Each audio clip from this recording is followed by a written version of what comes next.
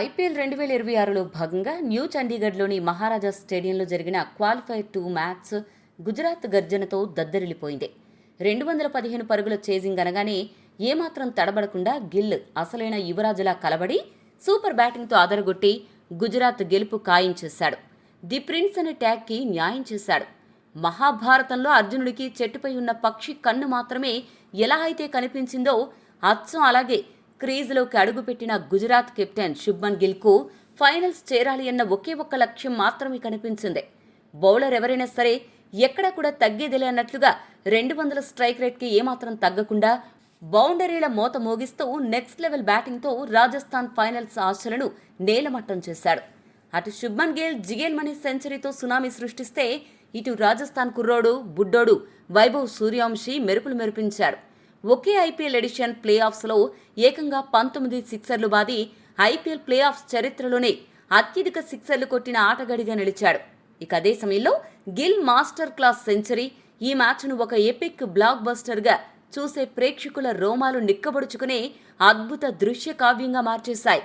గిల్ అని run machine top గేర్లో దూసుకెళ్తే అపోజిషన్ అవుట్ ఆఫ్ ఆర్డర్ అయిపోతుందని నిరూపిస్తూ గుజరాత్ టైటాన్స్ విజయవంతంగా ఫైనల్స్కు చేరుకుంది. రాజస్థాన్ బౌలర్స్ అయిన ఆర్చర్, బర్గర్, తుషార్ దేశ్పాండే, జడేజా ఇలా ఎవరిని వదలకుండా గ్రౌండ్ నలువైపులా షాట్లు బాదుతుంటే ప్రతి ఓవర్ ముగిసేసరికి రాజస్థాన్ గెలుపు అవకాశాలు రాయలసీమలో వర్షాల శాతంలాగా అమాంతం తగ్గిపోతూ వచ్చాయి. అసలైన కెప్టెన్సీ ఇన్నింగ్స్ ఆడుతూ గిల్ బౌలర్లకు పీడకల మిగిల్చాడు. గిల్ గనక క్రీజ్లో పాతుకుపోతే ఆ మ్యాచ్ T20 అయినా, వన్డే అయినా, టెస్ట్ అయినా వారు వన్ సైడ్ అయిపోవాల్సిందే అని మరోసారి రుజువైంది. ఈ అద్భుత విజయంతో గుజరాత్ టైటాన్స్ సగర్వంగా ప్లే ఆఫ్ క్వాలిఫైయర్ 2లో గెలుపొంది ఫైనల్స్లో ఆర్సీబీతో మరోసారి తలపడేందుకు దూసుకెళ్లింది. అంతేకాకుండా ఐపీఎల్ ప్లే ఆఫ్ చరిత్రలోనే సెంచరీ మార్కును అందుకున్న మొట్టమొదటి కెప్టెన్గా శుభ్మన్ గిల్ సరికొత్త చరిత్ర సృష్టించాడు. ఐపీఎల్ ప్లే ఆఫ్ చరిత్రలోనే అత్యంత భారీ లక్ష్యాన్ని విజయవంతంగా చేసిన జట్టుగా గుజరాత్ టైటాన్స్ సరికొత్త రికార్డు సృష్టించింది. ఐపీఎల్లో గుజరాత్ టైటాన్స్ జట్టుకు ఇదే అత్యధిక 200+ చేజింగ్ రికార్డు కావడం విశేషం. ఒకే ఐపీఎల్ సీజన్లో ముగ్గురు వేర్వేరు బ్యాటర్లు 700కు పైగా పరుగులు సాధించడం చరిత్రలో ఇదే తొలిసారి. అంతేకాదు ఒకే జట్టుకు చెందిన ఇద్దరు బ్యాటర్లు శుభ్మన్ గిల్, సాయి సుదర్శన్ ఒకే ఎడిషన్లో 700 పరుగుల మైలురాయిని దాటడం కూడా ఐపీఎల్ చరిత్రలోనే ఇదే మొట్టమొదటిసారి. ఇంతటి కీలకమైన డూ ఆర్ డై మ్యాచ్లో రాజస్థాన్ ఓటమికి ప్రధాన కారణం ఆ జట్టు బ్యాటింగ్ ఆర్డర్ పేకమెడలా కూలిపోవడమే అని ఘంటాపదంగా చెప్పొచ్చు. టాస్ గెలిచి బ్యాటింగ్ ఎంచుకున్న రాజస్థాన్కు ఆరంభంలోనే కోలుకోలేని షాక్లు తగిలాయి. మహమ్మద్ సిరాజ్ వేసిన తొలి ఓవర్లోనే యశస్వి జైస్వాల్ ఒక పరుగుకు పెవిలియన్ చేరగా ఆ తర్వాతి ఓవర్లో కాగిసో రబాడా బౌలింగ్లో ధ్రువ్ జురేల్ 7 పరుగులకు అవుట్ అయ్యాడు. కేవలం 13 పరుగులకే 2 వికెట్లు కోల్పోయి పీకల్లోతూ కష్టాల్లో పడిన వేళ మిగతా బ్యాటర్లైన రియాన్ పరాగ్, దసున్ షనక, జోఫ్రా ఆర్చర్ అందరూ సింగిల్ డిజిట్కే పరిమితమై చేతులెత్తేశారు. క్రికెట్ అనేది ఒక టీమ్ గేమ్. కారుకు 4 చక్రాలు సమంగా తిరిగితేనే బండి ముందుకెళ్తుంది. కానీ రాజస్థాన్ బండికి ముందున్న 2 చక్రాలు మాత్రమే తిరిగాయి. ఆ 2 చక్రాలను కూడా వైభవ్ సూర్యవంశీనే 2 చేతులతో తిప్పాడు. మిగతా బ్యాటర్లు కనీసం ఆ కారులో కూర్చునే ప్రయత్నం కూడా చేయకుండా కిందకు దూకేశారు. గంజాయి వనంలో తులసి మొక్కలాగా వైభవ్ సూర్యవంశీ ఒక్కడే ఆ జట్టుకు పెద్ద దిక్కుగా మారి ప్రొటెక్షన్ ఇచ్చాడు. మిగతా బ్యాటర్లందరూ ఆ జట్టుకు తీరని భారంగా మారి పరాజయంలో కీలక పాత్ర పోషించగా వైభవ్ మాత్రం వన్ మ్యాన్ ఆర్మీలా ఒంటి చేత్తో జట్టు స్కోరును మోశాడు. వైభవ్ సూర్యవంశీ ఆడిన తీరు చూస్తే నిజంగానే గుండె తరుక్కుపోయింది. పాపం అంత కష్టపడి ఆడుతున్నా అతనికి సహకారం అందించే నాదుడే కరువయ్యాడు. అతని కోసమైనా రాజస్థాన్ గెలవాలనిపించేంతలా ఒక ఎమోషనల్ కనెక్షన్ ఏర్పడింది. అందుకే మ్యాచ్ ముగియగానే ఫైనల్ చేరలేదు అనే తీవ్ర బాధతో కన్నీటి పర్యంతమయ్యాడు. వికెట్లు పడుతున్నా ఏమాత్రం బెదరని వైభవ్ సూర్యవంశీ ఈ మ్యాచ్లో అసాధారణమైన క్రికెట్ పరిణతిని కనబరిచాడు. కేవలం 47 బంతులు, 8 ఫోర్లు, 7 భారీ సిక్సర్లతో 96 పరుగులు సాధించి వీరవిహారం చేశాడు.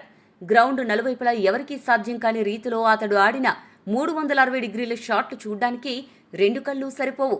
16వ ఓవర్లో జాసన్ హోల్డర్ వేసిన షాట్ బంతిని తన స్థానం నుండి కదలకుండా అచ్చం టెన్నిస్ 4 హ్యాండ్ స్లాప్లా కొట్టి లాంగ్ ఆఫ్ మీదుగా అద్భుతమైన సిక్సర్ రాబట్టడం అతని క్లాస్కు, క్రియేటివిటీకి నిదర్శనం.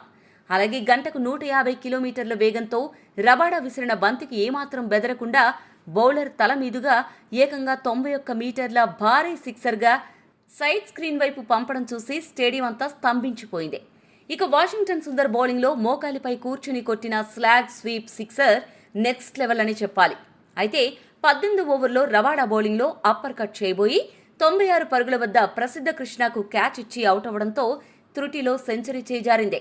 అయినా సరే ఐపీఎల్ చరిత్రలో కేవలం 440 బంతుల్లోనే 23 ఇన్నింగ్స్లోనే అత్యంత వేగంగా 1000 పరుగులు పూర్తి చేసిన ఇండియన్ బ్యాటర్గా సూర్యవంశీ సరికొత్త చరిత్ర సృష్టించాడు. ఈ సీజన్ పవర్ ప్లేలో అత్యధికంగా 521 పరుగులు చేసిన రికార్డును బద్దలుగొట్టాడు. కానీ గత 4 మ్యాచ్ల్లో 3 సార్లు ఇలా 90లో అవుట్ అవ్వడం చాలా బాధాకరం. అతడి సెంచరీ ప్రత్యర్థులు కూడా ఎదురు చూస్తారు అనడంలో అతిశయోక్తి లేదు. వైభవ్ ఒకవైపు పోరాడుతుంటే 4వ స్థానంలో ప్రమోట్ అయిన రవీంద్ర జడేజా తన వంతు సాహసం చేశాడు. 8వ ఓవర్లో మోచేయి గాయంతో రిటైర్డ్ హట్ అయినా మళ్లీ 13వ ఓవర్లో అటాక్లోకొచ్చి 35 బంతుల్లో 45 పరుగులతో జట్టును ఆదుకున్నాడు.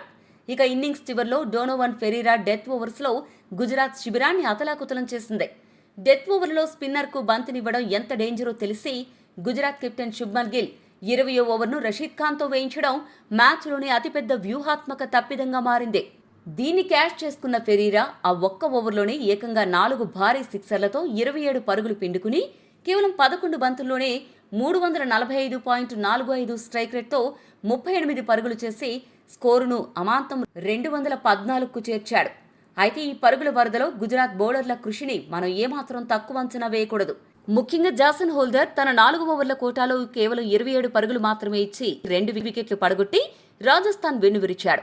అలాగే కాగిసర్ రబాడా 4 ఓవర్లలో 30 పరుగులు ఇచ్చి 2 వికెట్లు తీశాడు.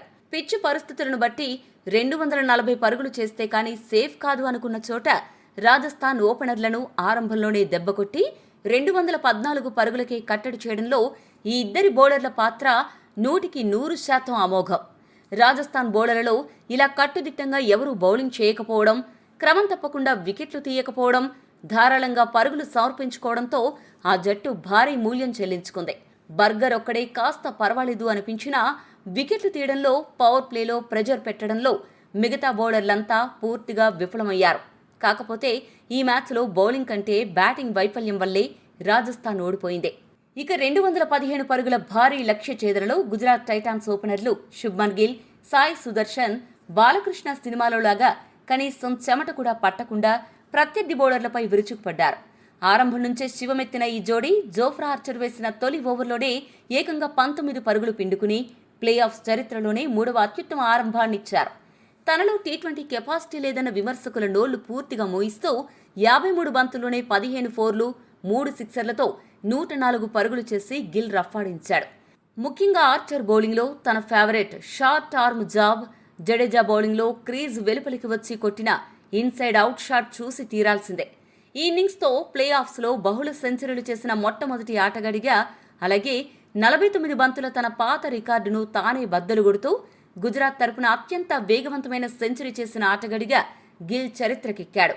అంతేకాదు వరుసగా 2 సీజన్లలో 700కు పైగా పరుగులు సాధించిన గేల్, కోహ్లీల ఎలైట్ జాబితాలో చేరి ఐపీఎల్లో కెప్టెన్గా 2 సెంచరీలు బాది అత్యధిక సెంచరీలు చేసిన టాప్ 5 ఆటగాళ్లలో నిలిచాడు. మరో ఎండ్లో సాయి సుదర్శన్ కూడా గిల్కు ఏమాత్రం తీసిపోకుండా 32 బంతుల్లో 8 ఫోర్లు, 1 సిక్సర్తో 58 పరుగులు చేసి అద్భుతమైన క్లాసిక్ ఇన్నింగ్స్ ఆడాడు. వీరిద్దరూ కలిసి తొలి వికెట్కు రికార్డు భాగస్వామ్యాన్ని నెలకొల్పి 2011 ఫైనల్లో హస్సీ విజయ్ పేరిట ఉన్న 159 పరుగుల రికార్డును తెరమరుగు చేశారు. పురుషుల టీ20 క్రికెట్లో ఏ వికెట్కైనా అత్యధికంగా 11 సార్లు సెంచరీ భాగస్వామ్యాలు నెలకొల్పిన జోడీగా కోహ్లీ, గేల్ రికార్డును సైతం బ్రేక్ చేయడమే కాకుండా ఓపెనింగ్ వికెట్కు 8 సార్లు సెంచరీ భాగస్వామ్యాలు నమోదు చేసి బాబర్ రిజ్వాన్ రికార్డును సమం చేశారు. అలాగే వరుసగా 2 సీజన్లలో 700 పరుగులు చేసిన ఆటగాడిగా ఈ సీజన్లో అత్యధికంగా 9 50లు కొట్టిన డేవిడ్ వార్నర్ రికార్డును సమం చేసిన సాయి సుదర్శన్ ఆట తీరు వర్ణనాతీతం.